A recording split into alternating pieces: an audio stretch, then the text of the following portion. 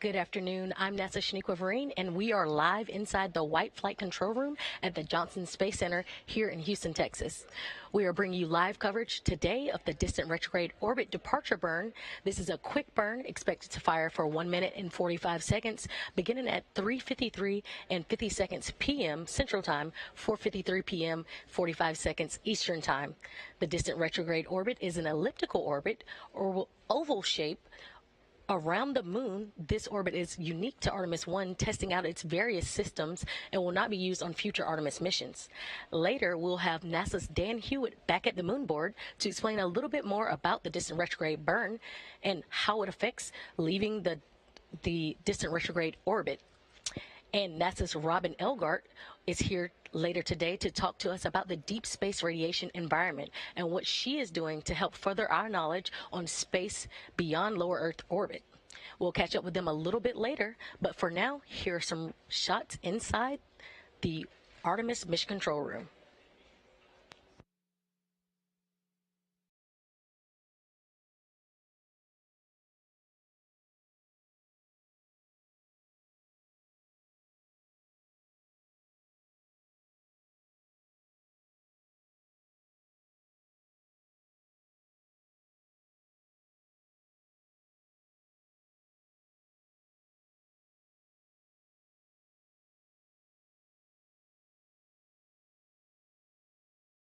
And we're hoping for some views from Orion a little bit later. Currently, you're seeing the arrow tracker used to track Orion.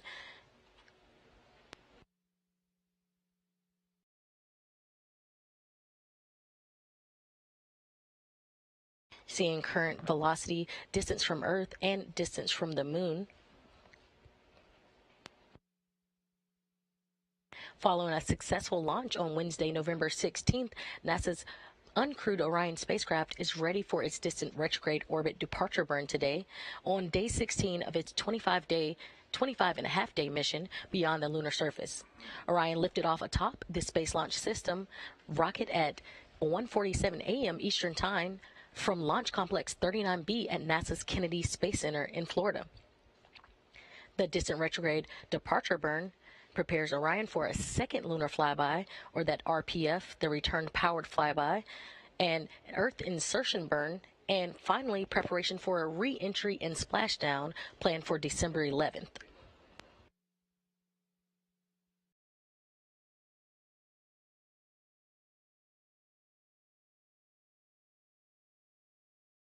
So as we recap some of the milestones thus far for Orion, on November 21st, Orion performed an outbound powered flyby burn, the first of two maneuvers required to enter DRO, or the distant retrograde orbit, the second being the insertion burn that happened later that week on November 25th.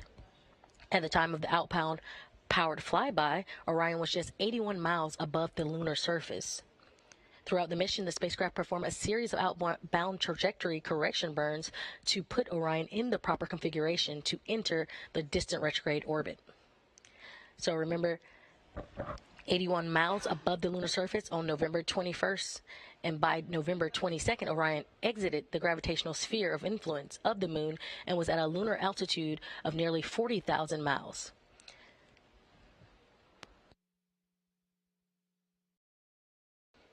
Orion surpassed the distance record for a mission with a spacecraft designed to carry humans to deep space and back to Earth at 7:42 a.m. Saturday, November 26.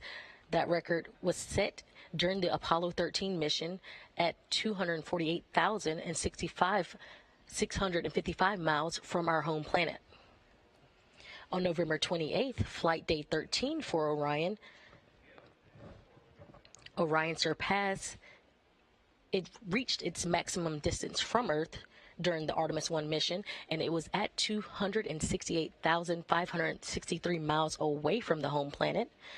And finally, on November 30th, just yesterday, teams polled go for Orion to exit the distant retrograde orbit.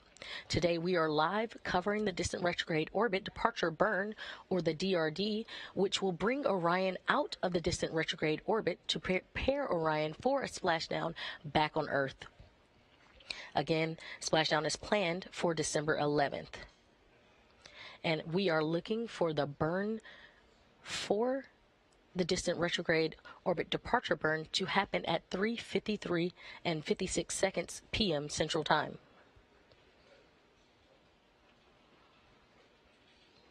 Again, let's get a little insight from NASA's Dan Hewitt at the moon board. It's been a fantastic mission, but all great things must come to an end. It is time for Orion to leave its orbit around the moon and come home. So we are getting ready for distant retrograde departure. This is going to be a firing of those engines on the European service module to actually commit us to leaving the lunar orbit and coming back towards Earth. So we're again going to be using that large main engine to start to swing us back in close so we can do essentially a slingshot around the moon. We'll be dipping in again for another powered flyby, this one called the return powered flyby, which is really going to kind of fine-tune our path back towards the atmosphere. But the one really committing us to come home is going to be this one that's coming up, this distant retrograde orbit departure. So for Orion, it's going to be farewell to the moon until it starts making its way to us back here on planet Earth.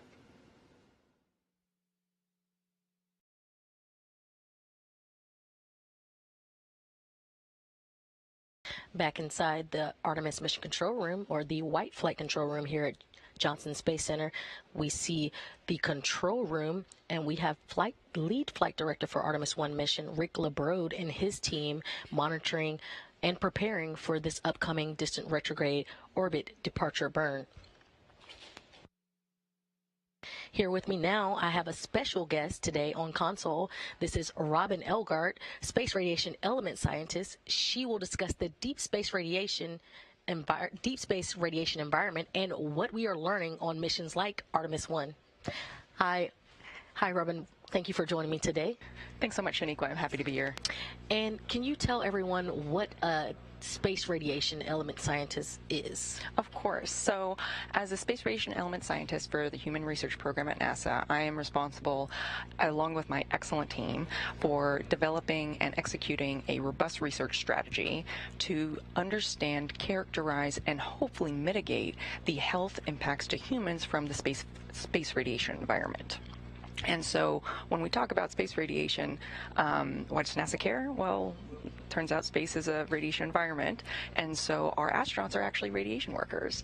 And so that means that we know that radiation is a health hazard for them, and we need to do our best to characterize that and mitigate that.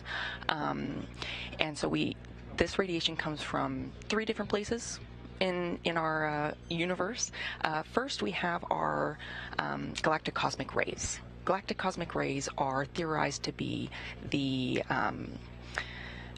result of stellar explosions, where things like supernova are accelerating particles throughout the universe. Right? And so you can imagine how fast these particles are going. And then we have trapped radiation. Trapped radiation is actually a consequence of our Earth having a beautiful magnetic field, and it protects us from all sorts of things, but it also traps some of that radiation that's zipping around out in our solar system inside these belts, which are called the Van Allen belts. So those are these sort of donut-shaped rings around our planet. And then thirdly, and probably the most well-known, are solar particle events. And these are when the sun sort of belches out some extra solar particles and out into our solar system. Okay, and you mentioned solar particles. Can you explain a little bit of what those are and how they could affect the Artemis missions to come? Absolutely. So the sun is a giant rotating ball of magnetized plasma, which is sort of mind-blowing when you think about it. And it creates an incredibly complex magnetic field throughout our solar system, and also on what we think of as the surface of the sun. And those some localized areas of the sun those magnetic fields in those localized areas can get really tangled up and entangled with each other, and that creates something that we all know of called sunspots. And you can actually see these with the appropriate kind of telescope from down here on Earth. These sunspots can create sort of active regions where the local magnetic fields are really entangled. And just like anything, you can, something that builds and builds and builds energy, at one point it just gives up. And so these magnetic fields, they break and they reconnect down into a lower energy state. That energy has to go somewhere. And so that energy is released at this huge amount of energy release, some of which can actually push particles out from the solar corona, as well as the particles out in the solar system, out into the solar system. And so that's what's called a solar particle event, when those particles are accelerated out from the sun, out into the solar system. Awesome, and that is definitely something worth caring for. On Artemis 1, on flight day 13, on November 28th, Orion reached its maximum distance from Earth. Now, we know that that maximum distance was 268,563 miles from our home planet. How will being further from Earth affect our crew on future Artemis missions? That's a great question. So because those Van Allen belts that surround Earth and protect us from things, beyond those, the crew will no longer have protection from galactic cosmic rays, those particles that are accelerated because of supernova, or those solar particle events. So if there's a solar particle event headed your direction and you're outside the Van Allen belts, you have no protection from our beautiful, snuggly Van Allen belts anymore, right? And so them being further away from Earth means that in mission, real-time monitoring of the solar environment is really important, because if you are going to be exposed to these solar events, we have to have some way to shield it, because even though we can't shield from galactic cosmic rays, we can shield from solar particle events relatively effectively, and it doesn't take much. So our operational team, the Space Radiation Analysis Group, or SRAG, they've actually developed an awesome protocol, which is to build a storm shelter. And I think we have a great video that demonstrates what this looks like. My name is Jessica Voss, and this is Ann McLean, and we are here today helping the designers of the Orion capsule evaluate the ability to protect their crew from radiation. Radiation, as you know, is really harmful, and so the whole point is for us to get into a really cool little shelter and take all the equipment we have in this capsule and put it over us as best as possible. And we have to make sure it's stowed and that we are safe and we have everything we need in terms of supplies down in this awesome little bay. So you can see there, they build this, basically is what amounts to a pillow fort, and putting all of that mass around them to keep those lower energy particles from solar particle events out of their little pillow fort there, and keep them sheltered from that storm. And you're saying pillow fort, but the pillow fort is stowage bags and different things that are already in Orion for the crew, and they're using that during a solar particle event to protect themselves. That's exactly right. And so they can hang out in that little area for the entirety of the event. Of course, they can come in and out of that shelter. They don't need to stand there the whole time, but we want them to spend as much time as they feasibly can inside that shelter. And it's just using stuff that we already have on board to sort of even out that mass distribution.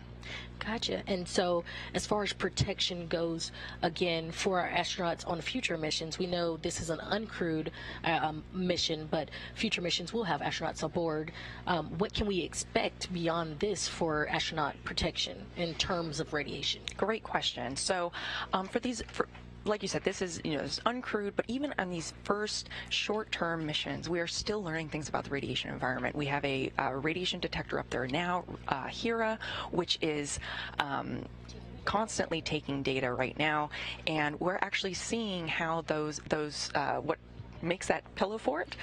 We have a sensor in there right now, and we can see that it actually is providing protection compared to the sensor that is outside of that bay when they transited through the Van Allen belts, because it's a similar type of radiation to solar particle events.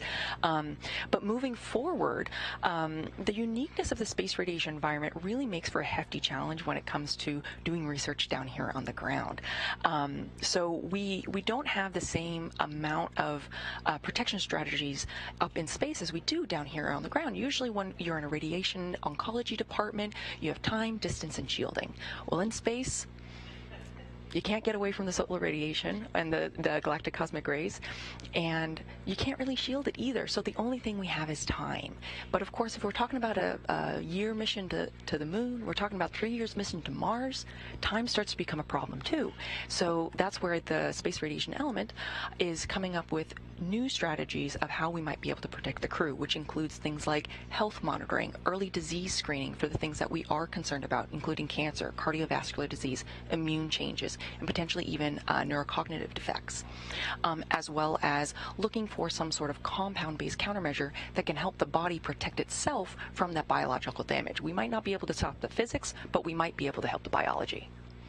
That's amazing. I know our crew will need to be protected from those rays as we enter into future Artemis missions.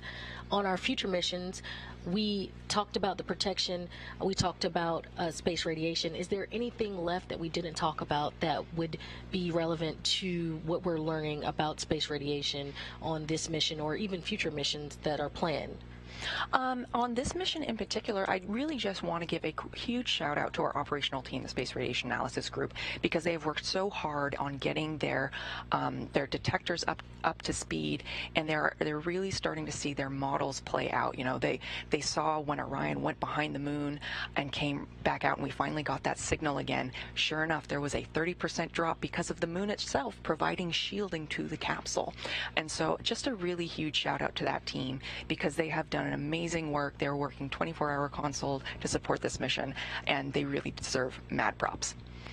Thank you very much, and thank you, Robin, for coming and joining us here today, telling us a little bit about the deep space radiation environment and why it's important to the Artemis missions overall. Thank you so much, Shaniqua. Happy to be here. Thank you.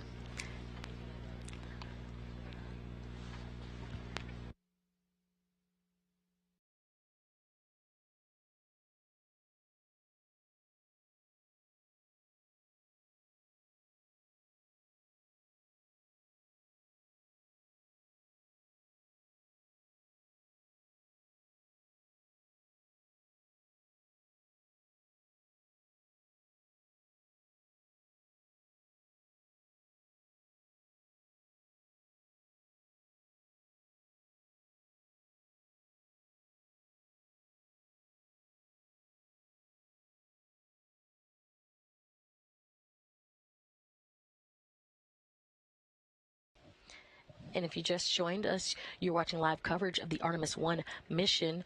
Today we're on day 16 of the 25-and-a-half-day mission. We are currently awaiting the DRD, or the distant retrograde departure burn. And we're looking for that burn to happen at 3:53 and 56 seconds p.m. Central Time, 4:53 and 56 seconds p.m. Eastern Time. So about 4.5 minutes out now from that burn.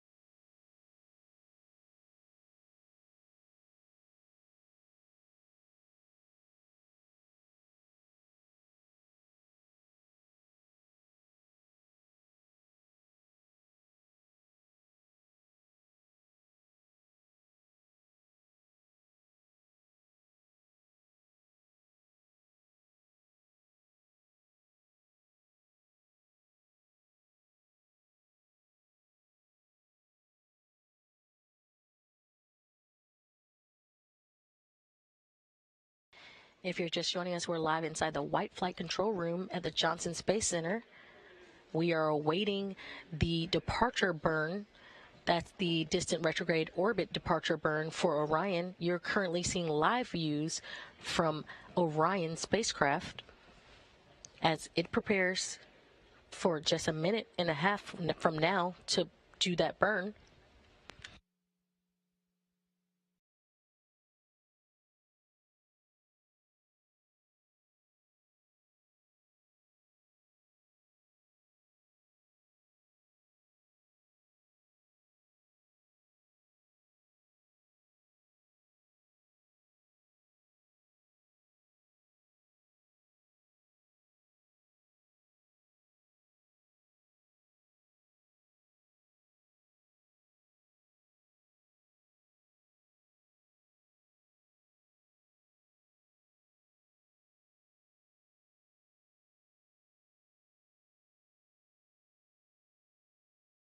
Just about 10 seconds away from that burn beginning.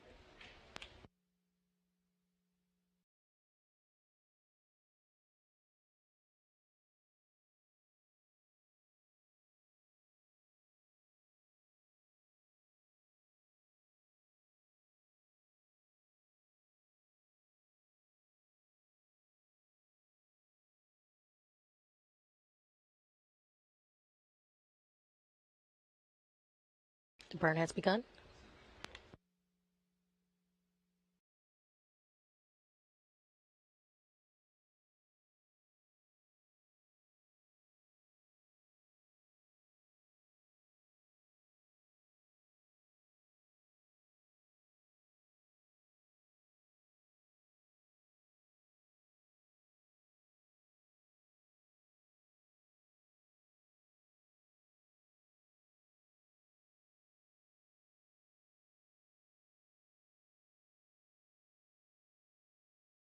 And we're halfway through the burn.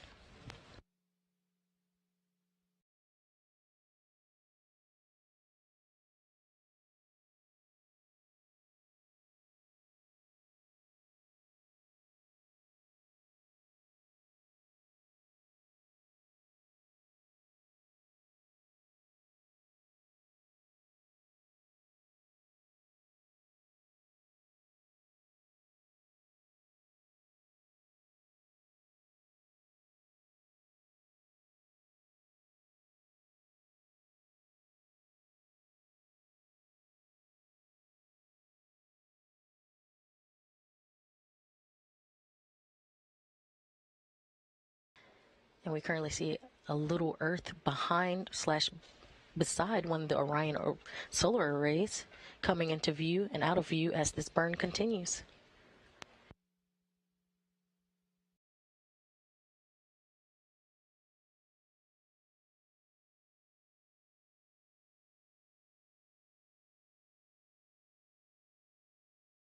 And a nominal burn has been called in the room.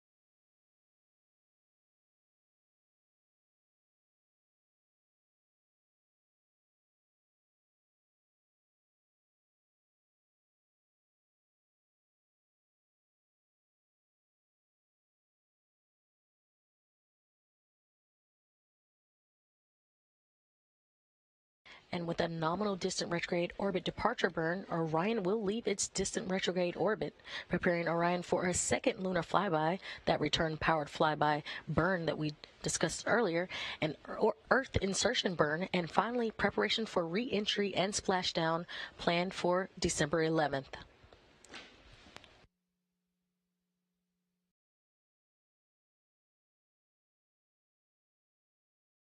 Again, Orion has had a successful, a nominal 1 minute and 45-second distant retrograde orbit departure burn. And with that, we'll wrap coverage for today. But we'll be covering the RPF, or the Return Power Flyby burn, live on air on Monday, December 5th. Again, that will be aired at 8:30 a.m. Central Time, 9:30 a.m. Eastern Time. And again, that is on December the 5th.